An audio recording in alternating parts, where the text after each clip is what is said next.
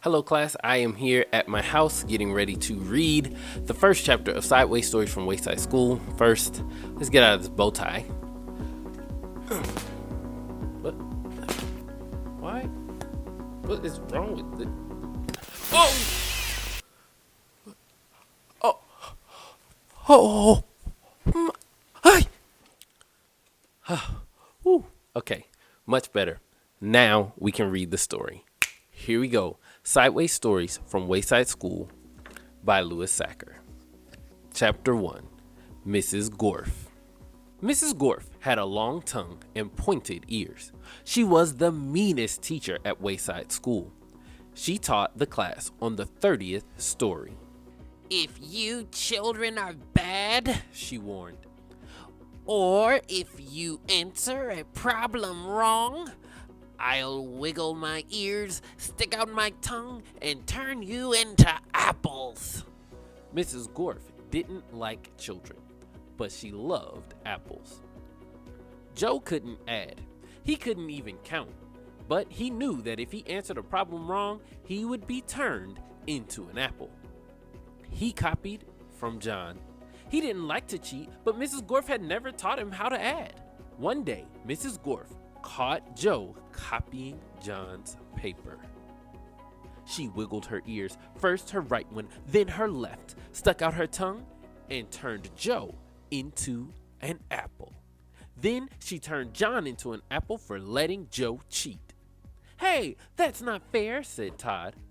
"John was only trying to help a friend." Mrs. Gorf wiggled her ears, first her right one, then her left, stuck out her tongue, and turned Todd into an apple. "Does anybody else have an opinion?" she asked. Nobody said a word. Mrs. Gorf laughed and placed the 3 apples on her desk. Stephen started to cry. He couldn't help it. He was scared. "I do not allow crying in the classroom," said Mrs. Gorf. She wiggled her ears, first her right one, then her left, stuck out her tongue, and turned Stephen into an apple. For the rest of the day, the children were absolutely quiet. And when they went home, they were too scared to even talk to their parents. But Joe, John, Todd, and Stephen couldn't go home. Mrs. Gorf just left them on her desk. They were able to talk to each other, but they didn't have very much to say. Their parents were very worried. They didn't know where their children were. Nobody seemed to know. The next day, Kathy was late for school. As soon as she walked in, Mrs. Gorf turned her into an apple. Paul sneezed during class. He was turned into an apple. Nancy said, "God bless you," when Paul sneezed. Mrs. Gorf wiggled her ears, first her right one, then her left, stuck out her tongue, and turned Nancy into an apple. Terrence fell out of his chair. He was turned into an apple. Mauricia tried to run away. She was halfway to the door as Mrs. Gorf's right ear began to wiggle. When she reached the door, Mrs. Gorf's left ear wiggled. Mauricia opened the door and had one foot outside when Mrs. Gorf stuck out her tongue. Mauricia became an apple. Mrs. Gorf picked up the apple from the floor, put it on her desk with the others.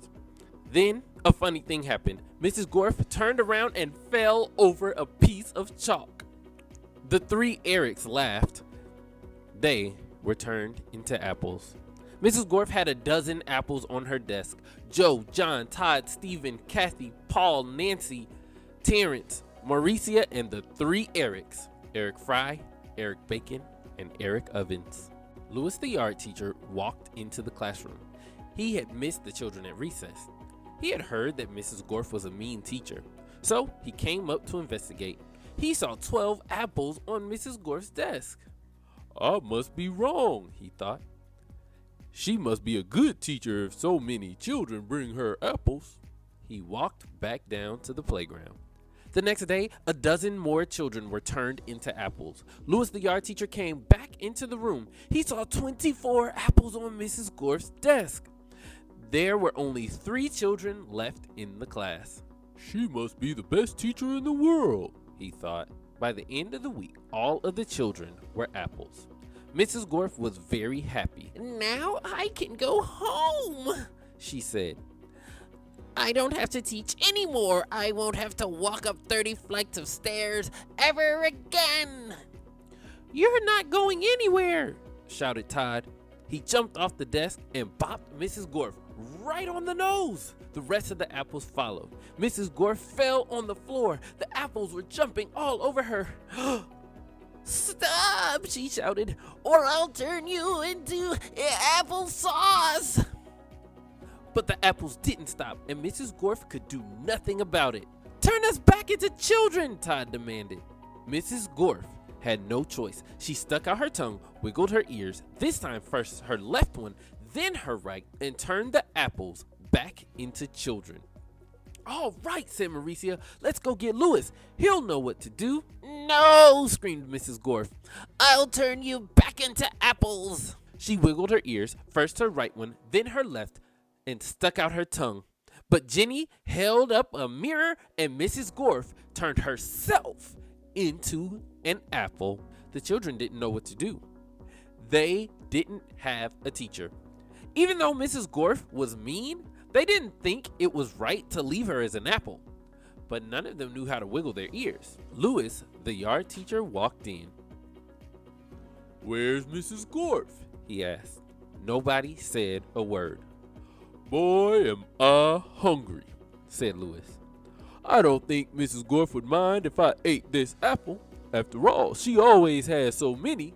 He picked up the apple, which was really Mrs. Gorf, shined it up on his shirt, and ate it.